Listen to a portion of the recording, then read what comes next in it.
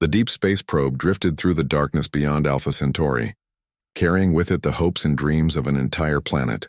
It had traveled for 7 years through the endless void, transmitting data about humanity, about Earth, about everything that made the human race worth knowing. Inside its titanium shell were songs and stories, mathematical formulas and photographs, recordings of laughter and tears, and one very specific message that most people back home had forgotten about. Commander Vextar stood on the bridge of his flagship, studying the primitive device his crew had just retrieved. The Zetharian Collective controlled 70 star systems, commanded fleets that could crack planets, and had never met a species they could not dominate. This small metal object from a backwater world seemed hardly worth his attention, but protocol demanded investigation of all unknown technology. His science officer, a thin creature with 6 limbs and crystalline eyes, activated the probe's data core. Images flooded the display screens, showing a blue and green world, crowded cities, vast oceans, and billions of soft-skinned bipedal creatures who called themselves humans. Vextar studied them with growing amusement. No natural armor, no claws, no venomous fangs or enhanced strength. They looked fragile, breakable, weak. The data continued to flow, showing human history, culture, and achievements. Vextar saw their primitive spacecraft, barely capable of reaching their own moon. He saw their fractured governments, hundreds of nations squabbling over resources and territory. He saw their short lifespans, their biological vulnerabilities, their dependence on a narrow range of environmental conditions. This species had barely left their own atmosphere, and already they sent messages to the stars, believing themselves ready for contact. Then the message began to play. A human female appeared on the screen, wearing a dark uniform covered in symbols and insignia. Her hair was pulled back severely, and her eyes held a strange intensity that made Vextar pause. She identified herself as Admiral Kate Morrison of Earth's United Defense Council, and her voice was calm, measured, almost friendly. She spoke about humanity's desire for peace, for friendship, for learning from other civilizations. She described Earth as a world eager to join the galactic community, to share knowledge and culture. Vextar had heard such sentiments before from dozens of species, all of them now serving the collective. But then Morrison's tone shifted slightly. She spoke about survival, about adaptation, about a species that had crawled up from the primordial soup and fought for every inch of progress. She mentioned ice ages and predators, plagues and famines, wars and disasters. She explained that humans were not the strongest or fastest or most naturally gifted species their planet had produced, but they had outlasted everything else through sheer stubbornness and refusal to quit. The warning came at the end, delivered in that same calm voice. Humanity had survived by becoming very, very good at conflict. They had spent 10,000 years perfecting the art of warfare, learning every possible way to defeat an enemy. Approach with friendship and humans would be the greatest allies imaginable. Approach with hostility and discover why Earth's dominant species had no natural predators left. Vextar dismissed the message with a gesture. Primitive bluster from a species that did not understand how vast the galaxy truly was. The collective had heard similar warnings before, usually from worlds that surrendered within days of first contact. He ordered his fleet to Earth. The journey took 3 weeks. Lieutenant Commander Jake Sullivan sat in the Orbital Defense Network Control Center, monitoring the routine sweep of near-Earth space. His shift was usually boring, tracking satellites and space debris, occasionally routing commercial traffic. He was drinking coffee and thinking about his daughter's birthday next week when the alarms started screaming. His screens filled with contacts, dozens of them, appearing at the edge of the solar system. They were big, moving fast, and definitely not human in origin. Jake's hands moved automatically, triggering emergency protocols while his mind tried to catch up with what he was seeing. General Linda Hayes arrived in the control center within minutes, her uniform hastily straightened. She stood behind Jake's station, watching the unknown ships accelerate toward Earth. The computers were calculating trajectories, speeds, energy signatures. Everything pointed to one conclusion. First contact, and it was not friendly. Hayes grabbed a phone and started making calls. Within an hour, every military installation on Earth was on high alert. Fighter jets scrambled. Missile batteries powered up. Naval fleets moved to defensive positions. The response was automatic, drilled into soldiers for decades despite most people believing aliens would never actually arrive. Dr. Paul Grant, A xenobiologist who had spent his career preparing for this moment rushed to establish communication. He broadcast greetings in mathematics and radio waves and light pulses, trying every method humanity had theorized might work. For 2 days there was no response. Then the alien fleet reached Earth orbit. President Claire Bennett stood in the Situation Room, surrounded by military advisors, scientists, and diplomats. Everyone was talking at once, suggesting strategies, debating responses, arguing about protocols. She raised her hand for silence and the room obeyed. The main screen showed the alien ships, massive and elegant, positioning themselves around the planet. There were 43 of them, each one larger than anything humanity had ever built. Their hulls were smooth and dark, covered in patterns that might have been decorations or weapons ports. A message came through, translated by computers that somehow understood the alien language. The voice was artificial, stripped of emotion, delivering an ultimatum with mechanical precision. The Zetharian collective claimed Earth. Humanity had 48 hours to surrender leadership, disarm all weapons, and prepare for integration into the collective. Resistance would result in orbital bombardment, followed by ground invasion. To demonstrate their capabilities, one of the alien ships fired a single beam at an abandoned space station humanity had been planning to dismantle. The station simply ceased to exist, vaporized so completely that not even debris remained. President Bennett looked at her advisors. General Hayes met her eyes and nodded once. They both knew what came next. Bennett addressed the world from the Situation Room, her speech broadcast on every device, every screen, every radio. She explained that humanity faced an invasion from a hostile alien force. She explained that Earth's nations had prepared for this possibility, had created plans and protocols that were now being activated. She explained that every human being, regardless of nationality, was now part of a united defense force. Ancient agreements, signed decades ago and filed away in secure vaults, were now legally binding. The United Earth Defense Command activated, placing all military forces under single leadership for the first time in human history. Nuclear weapons were repositioned, space-capable craft were armed, and resistance cells began forming in every major city. Jake Sullivan watched from the control center as Earth transformed. The fractured, squabbling nations became a unified species in the span of hours. It was beautiful and terrifying in equal measure. Admiral Kate Morrison, the woman who had recorded humanity's warning years ago, was pulled out of retirement and given command of Earth's space forces. She stood on the bridge of the ESS Defender, looking at the alien fleet through the viewport, and wondered if they had listened to her message. She suspected they had not.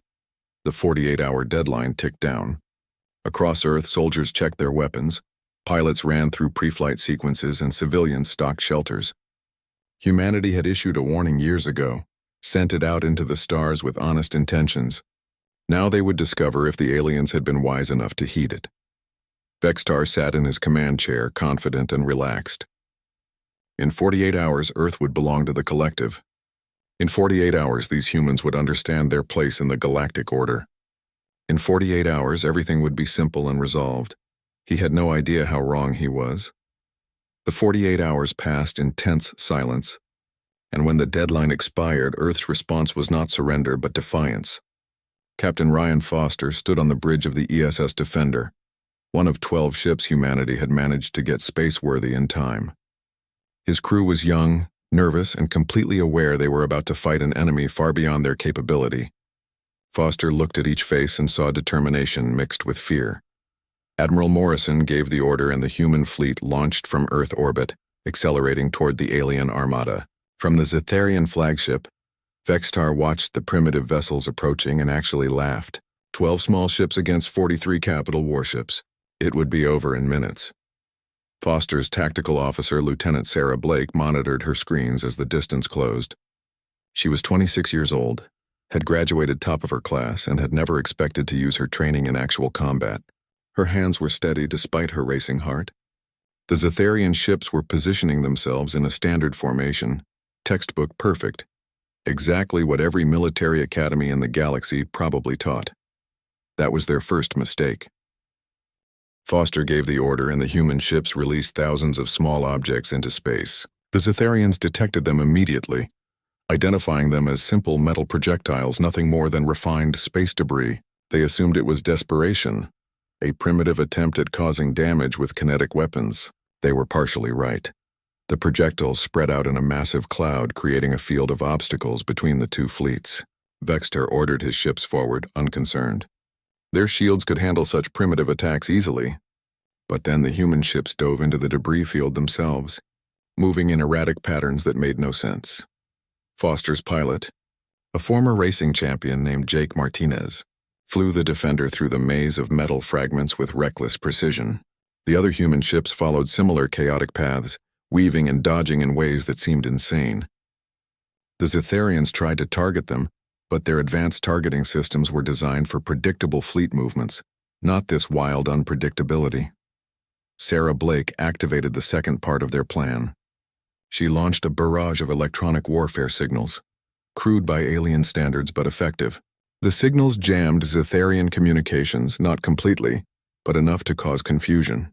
Ships that had operated in perfect coordination suddenly found themselves slightly out of sync. The Zetharian fleet pushed through the debris field, shields absorbing the impacts of the metal fragments. But the shields were working constantly now, draining power, creating heat signatures. Foster watched his displays and smiled grimly. They were not trying to win this battle. They were trying to learn. Every sensor on the human ships was recording data.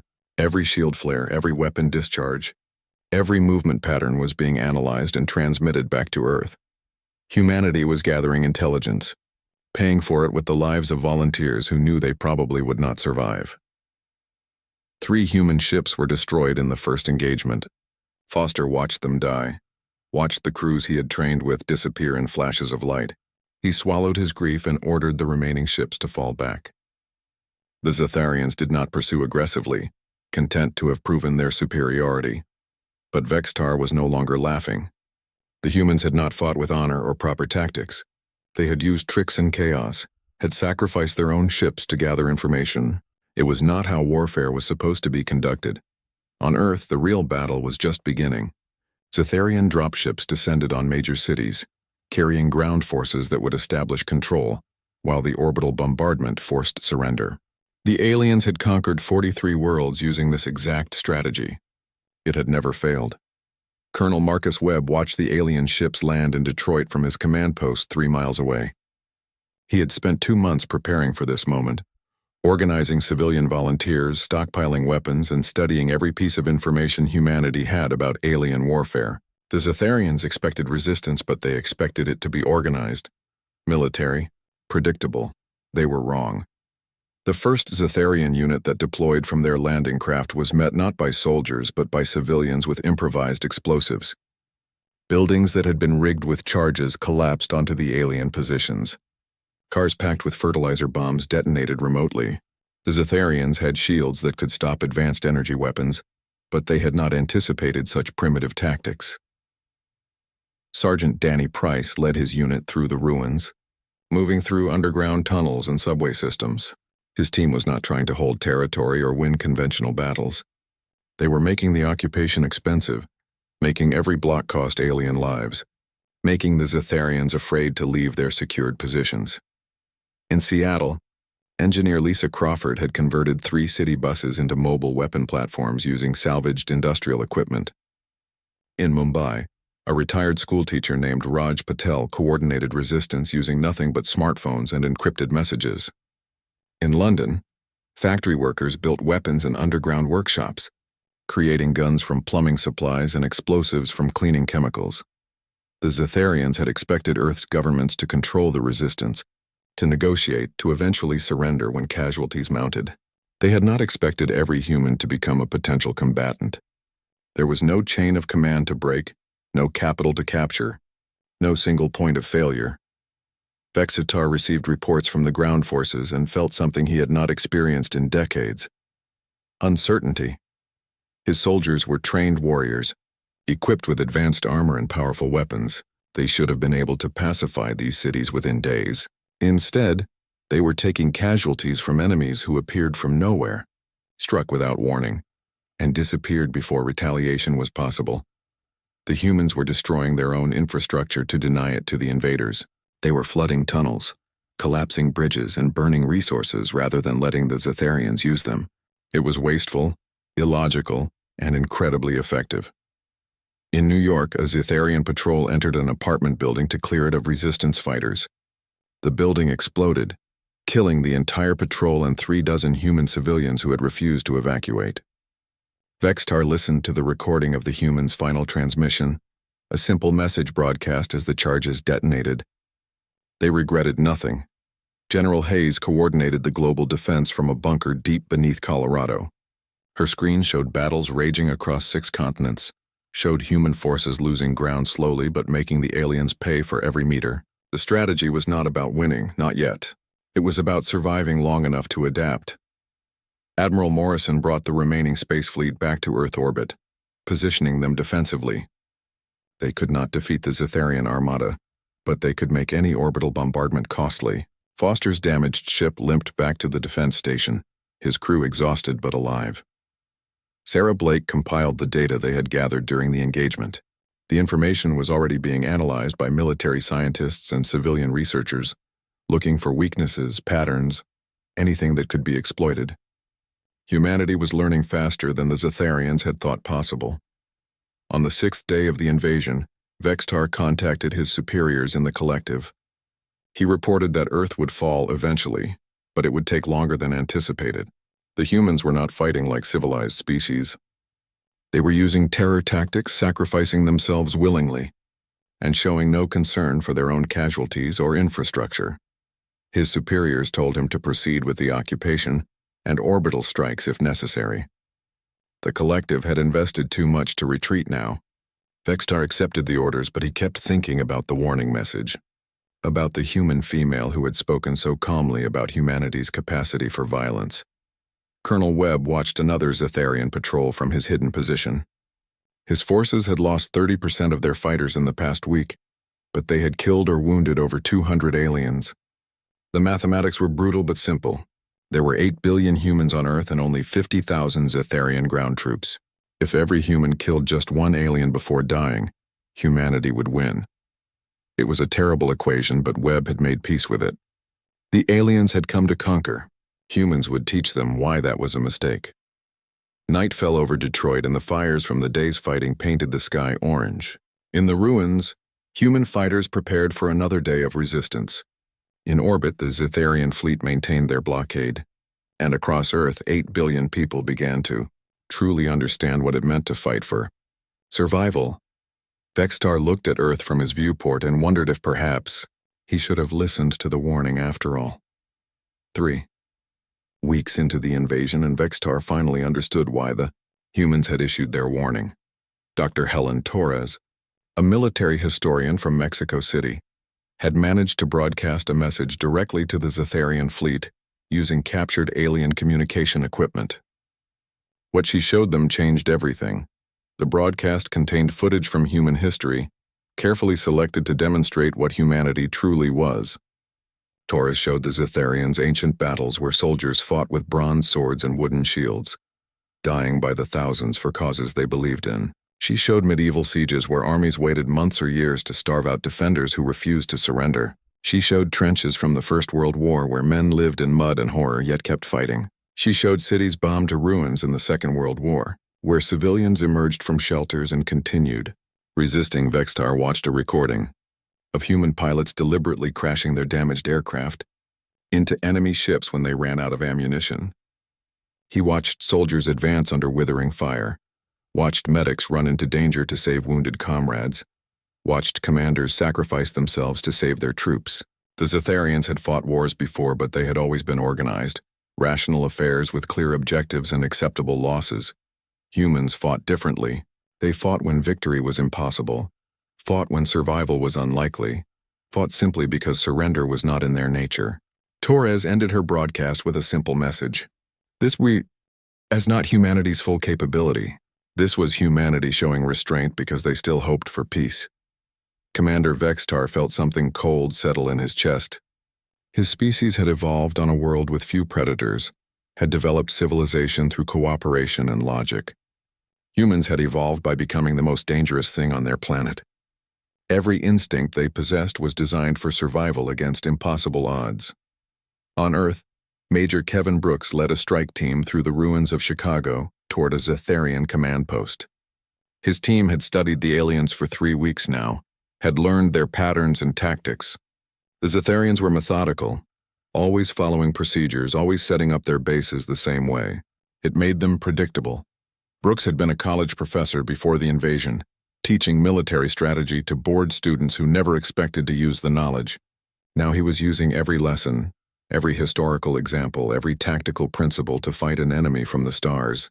His team included a construction worker, 2 former athletes, a chef, and a retired police officer.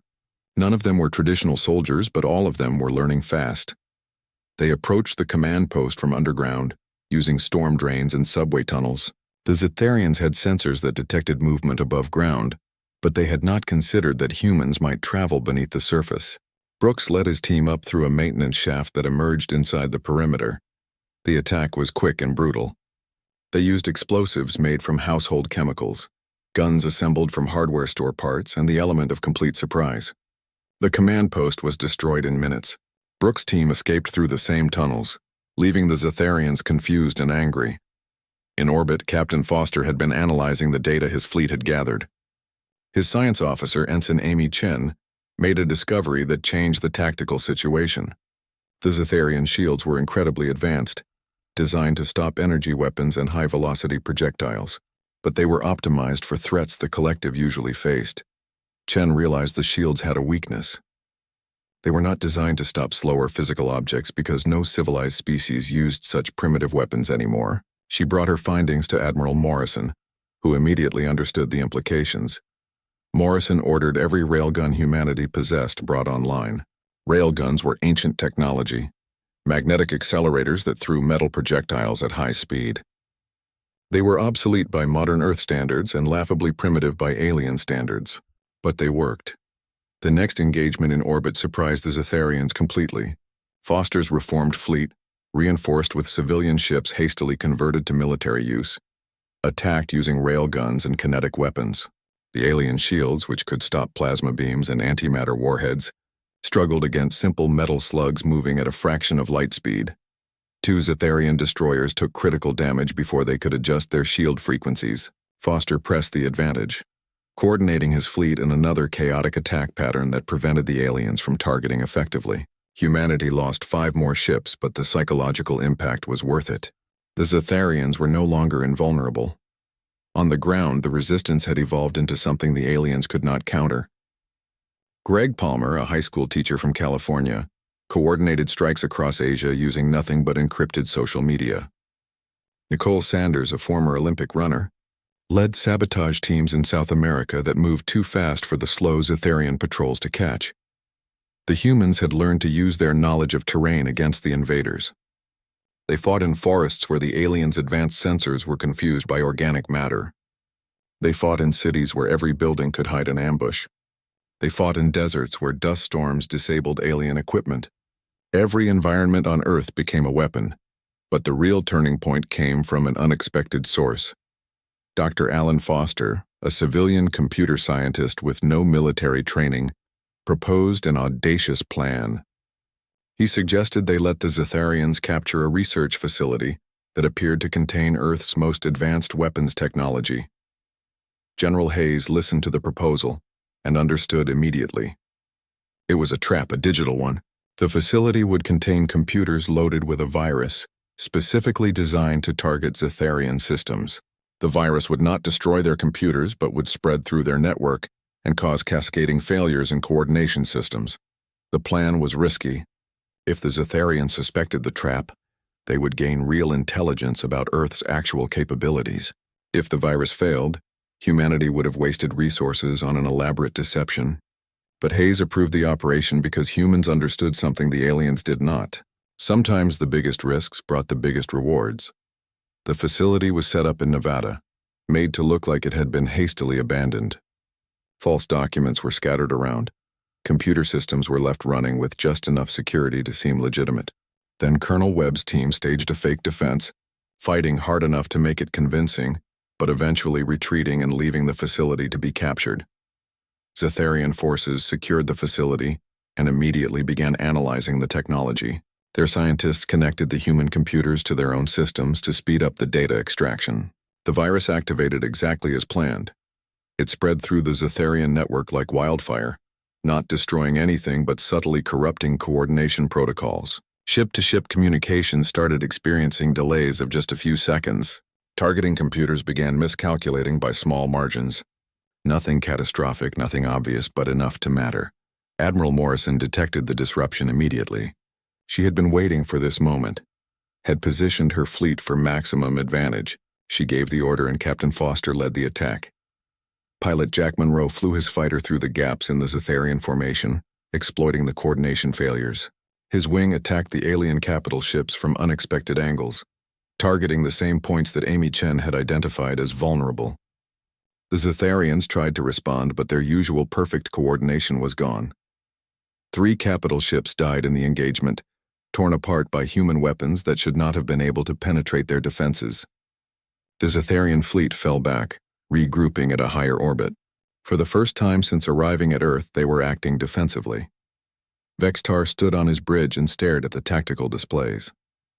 He had lost 3 capital ships, dozens of fighters, and hundreds of ground troops. The humans had suffered far worse casualties, but they showed no signs of stopping. Every tactic the collective had used on other worlds failed here, because humans did not fight like other species. He composed a message to his superiors, detailing everything that had happened. He explained that humans were individually weak but collectively unstoppable, technologically inferior but tactically brilliant, and completely unwilling to surrender regardless of cost. He recommended immediate withdrawal. The response came back within hours. Vextar was relieved of command for his failure. War Master Krell was being sent with reinforcements and authorization to use any means necessary to pacify Earth. Vextar looked at Earth one final time and felt something like pity for Krell. The War Master had never fought humans before. He would learn. War Master Krell arrived at Earth with the largest fleet the Zetharian collective had ever assembled for a single invasion. He stood on his command bridge reviewing the reports from Vextar with growing disgust. The previous commander had been too soft, too cautious, too willing to treat these primitives as if they deserved respect. Krell had fought in 40 campaigns across the galaxy, and never once had he failed to break a species into submission. He studied the tactical data from the previous months and made his assessment. The humans were clever, but ultimately just delaying the inevitable. Their population was their only real advantage, and that advantage could be eliminated. Krell had authorization from the Collective Council to use any means necessary, including weapons that had been banned for centuries. If Earth would not surrender, then Earth would be made an example. The War Master broadcast his intentions clearly. He would bombard one major city every day until humanity surrendered unconditionally. No negotiations, no terms, no mercy. He selected his first target based purely on population density. London would be the example. Its 8 million residents would die to teach Earth the price of defiance. President Bennett received the ultimatum in her command bunker. Her advisors argued frantically about responses, about whether they should negotiate, whether they should evacuate the cities, whether anything could be done. Bennett sat quietly through all the shouting and then made her decision. She would not negotiate with terrorists and she would not abandon her people. Instead, she authorized General William Scott to use every weapon in Earth's arsenal. The experimental quantum disruptors that physicist Dr. Rachel Moore had been developing in secret labs, the biological agents that had been considered too dangerous, the nuclear options that everyone had hoped to avoid. Krell wanted total war. Humanity would give it to him. Captain Susan Riley volunteered for the mission that everyone knew was suicide. Shiwu. LD take a small strike team deep into Zetharian territory, past their defensive perimeter, and attack their supply lines. Without reinforcements and resources, even Krell massive fleet would eventually falter. Riley's crew included medic Tyler Grant, who had saved dozens of lives during the ground fighting, and navigator Chris Webb, who could plot courses through asteroid fields that computers said were impossible. They launched in a captured Zetharian scout ship, using alien codes and transponders to slip through the blockade. The journey to the Zetharian logistics hub took 6 days of constant tension, knowing that one wrong move would mean detection and death. Riley kept her crew focused by reminding them that millions of lives depended on their success. On Earth, the resistance movements had grown more sophisticated and more brutal. Former architect Laura Kim had designed entire neighborhoods as elaborate traps, with buildings rigged to collapse in specific patterns, underground passages that led to kill zones, and false shelters that became death traps for Zetharian patrols. The aliens learned to fear human cities, learned that every door might hide an ambush, every street might be mined, every civilian might be carrying explosives. Hacker Brandon Cole created artificial intelligence programs that infiltrated Zetharian combat drones and turned them against their creators. The aliens watched in horror as their own machines suddenly targeted friendly forces, as their automated defenses became weapons for the resistance. Cole worked from a basement somewhere in Tokyo, his exact location unknown even to his handlers, coordinating digital warfare across the entire planet.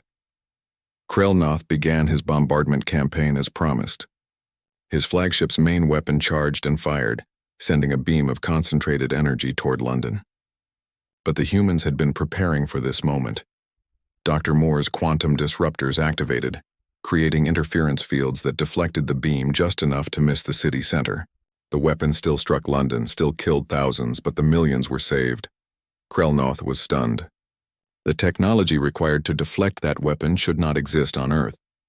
The disruptors were based on principles humanity barely understood, cobbled together from theoretical physics and desperate experimentation. They should not have worked. But somehow these humans had made the impossible work through sheer determination and brilliant improvisation. Riley's team reached the Zetharian logistics hub and found it even larger than intelligence had suggested. Hundreds of supply ships were docked, transferring weapons, fuel, and reinforcements to the invasion fleet. The facility was defended by automated systems and a garrison of elite Zetharian soldiers. Riley looked at the odds and smiled grimly. Impossible was just another word for difficult. They planted charges throughout the facility over the course of 18 hours, moving through maintenance shafts and cargo bays, avoiding patrols by minutes. Tyler Grant had to perform emergency surgery on Chris Webb when a fall injured his leg, operating silently in a dark storage room while Zetharian guards passed meters away. The team worked with the knowledge that they would never escape even if the mission succeeded. Back on Earth, the conflict had entered its most desperate phase. Krelnoth sent ground forces into cities with orders to kill anyone who resisted and enslave everyone else. The humans responded by turning their cities into graveyards for both sides. In Paris, civilians detonated a dam, flooding entire districts to drown an advancing Zetharian army. In Beijing, resistance fighters released chemical weapons that had been stockpiled decades ago, clearing entire zones of all life. General Scott coordinated counterattacks using every unconventional weapon humanity possessed. Swarms of small drones attacked from unexpected angles. Sonic weapons disrupted Zetharian communications. Biological agents specifically tailored to alien biochemistry were deployed in strategic locations. None of it was enough to win, but all of it made the occupation unbearably costly. Lieutenant Nathan Bell, working in military intelligence, intercepted communications revealing Krelnoth's ultimate plan. The War Master was preparing to use a planet-killing weapon, something that would crack Earth's crust and render it uninhabitable. The weapon was being constructed in orbit and would be ready within days. Bell transmitted the intelligence immediately and knew that humanity's time had run out. Dr. Jennifer Walsh had been working around the clock on her neural disruptor project. She understood the moral implications of what she was creating, understood that using such a weapon would mark humanity as a species willing to cross lines that others would not. But she also understood that extinction was worse than moral compromise. She completed the weapon and presented it to President Bennett. The debate that followed tore through Earth's leadership.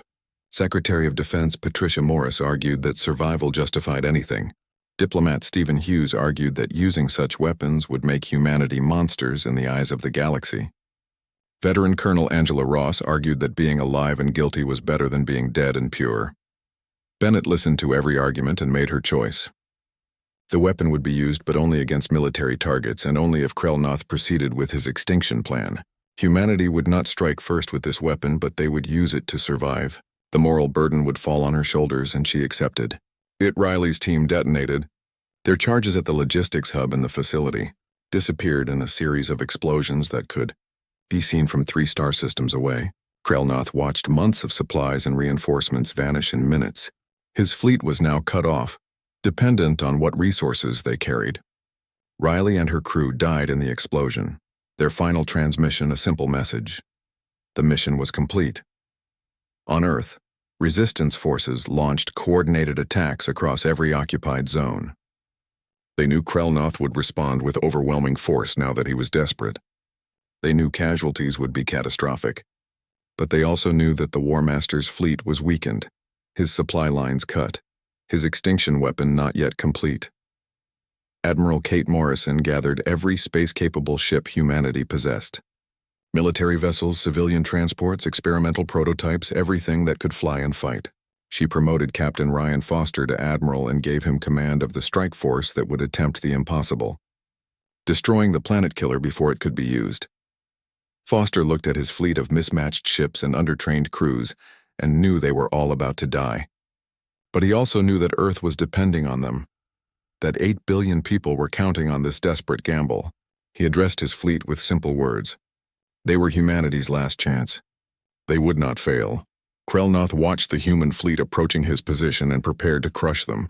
He had superior numbers, superior technology, and superior firepower. These humans had spirit, but spirit could not stop plasma cannons. He ordered his fleet to battle formation and prepared to end this war.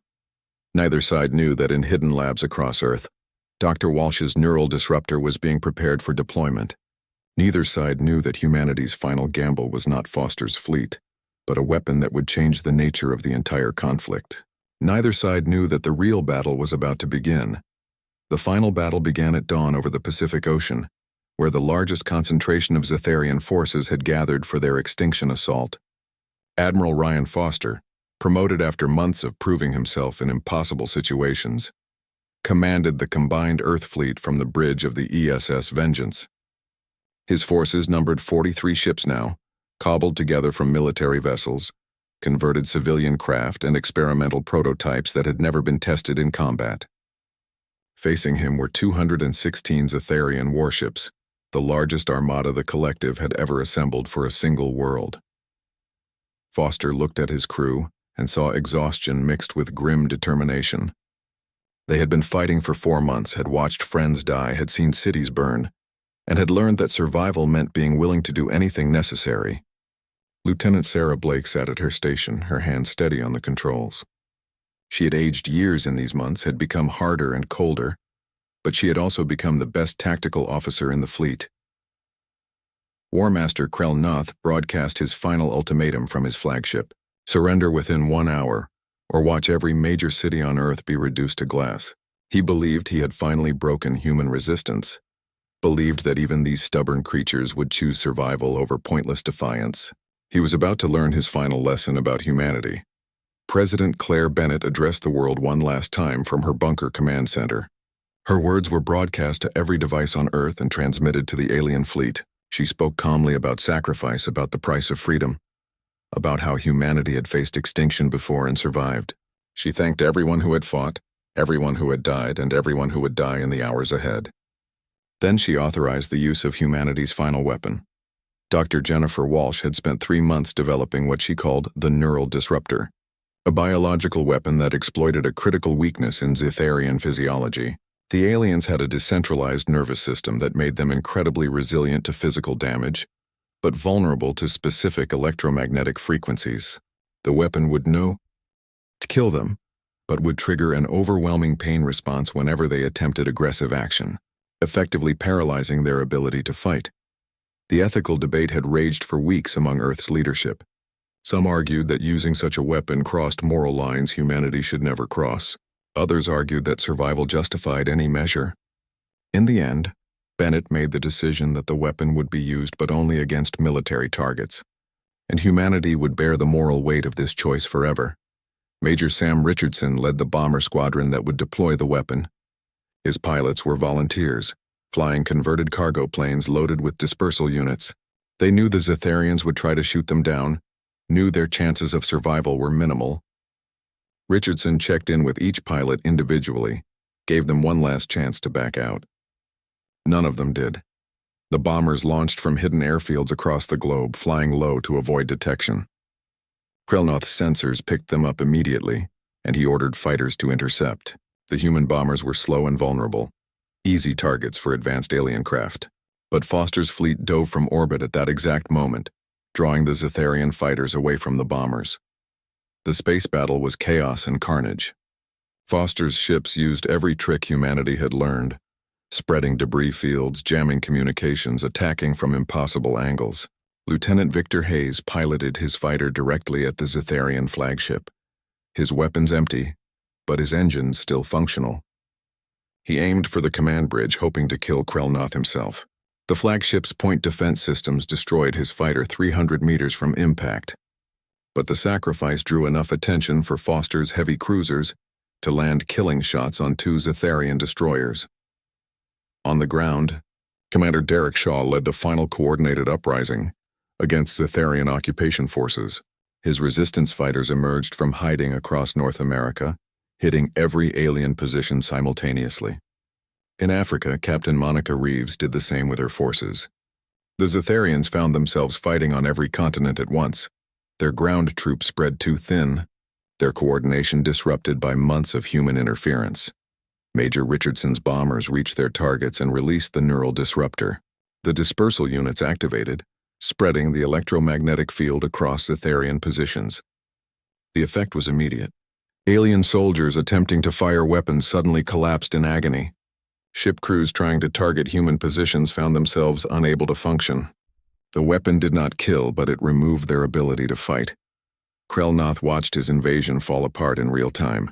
His soldiers were incapacitated, his fleet was being torn apart by human tactics, and his command structure was collapsing. He tried to order a retreat, but half his ships could not receive the message through the chaos. He tried to regroup, but the humans pressed their advantage with savage efficiency. Admiral Foster saw the moment when the Zetharian fleet began to break. Decades of military dominance, centuries of believing in their superiority, all shattered by 4 months of fighting desperate humans. He ordered his fleet to pursue but not to slaughter. Humanity had proven their point. Now they needed to show mercy. The battle ended not with a dramatic final strike but with a whimper. The Zetharian fleet retreated in disorder, leaving behind damaged ships and thousands of ground troops who could no longer fight. Krelnoth's flagship limped out of Earth orbit, its hull scarred and its crew demoralized.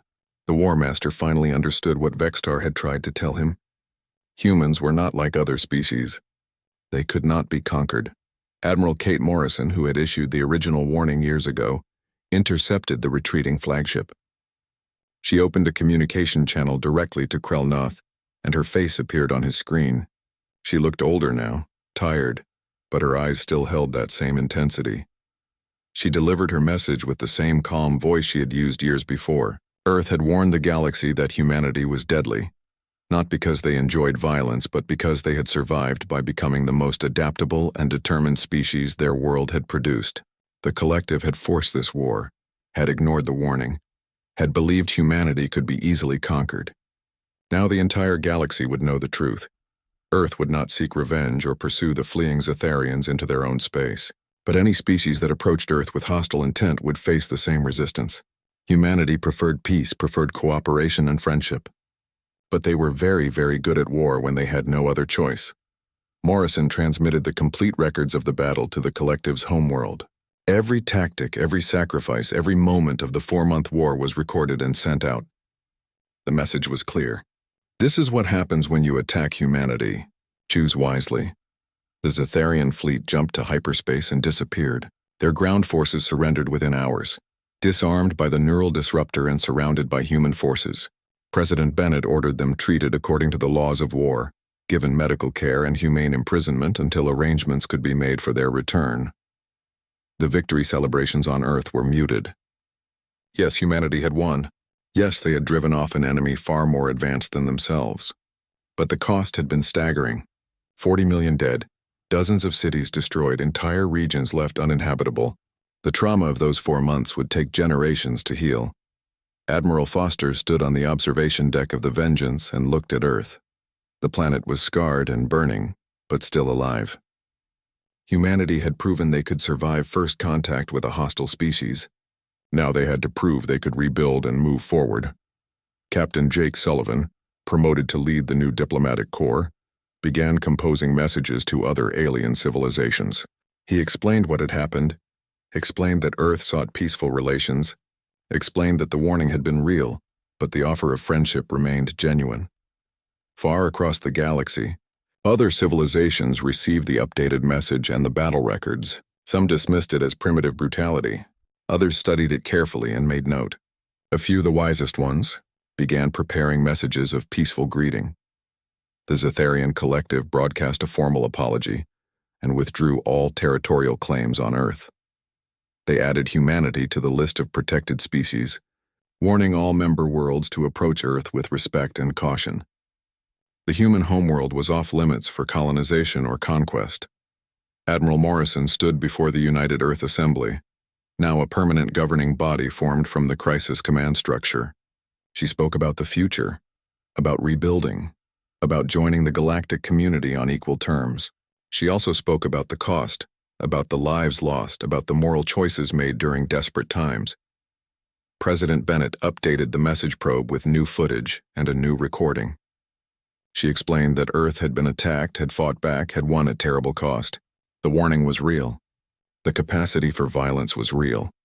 But so was humanity's capacity for mercy, for building, for creating rather than destroying. The probe was launched on a new journey, carrying the complete story of Earth's first contact war. Any species that found it would understand both the warning and the promise. Approach with respect and humans would be loyal friends. Approach with weapons and discover why humanity's greatest monuments were memorials to those who fought impossible odds. Years passed, and Earth healed slowly. The burned cities were rebuilt, the dead were honored, and humanity continued reaching for the stars. They built new ships, established colonies on Mars and the Moon, and prepared for the day when they would travel to other solar systems. And when they did travel, when they finally met other species face to face, they came as equals. Not as conquerors, not as victims, but as a species that had earned their place among the stars through trial by fire. The galaxy learned to respect Earth not because humans were the strongest or the smartest or the most advanced, but because they had proven they would never surrender, never quit, never accept defeat. The warning had been heard, and the galaxy remembered.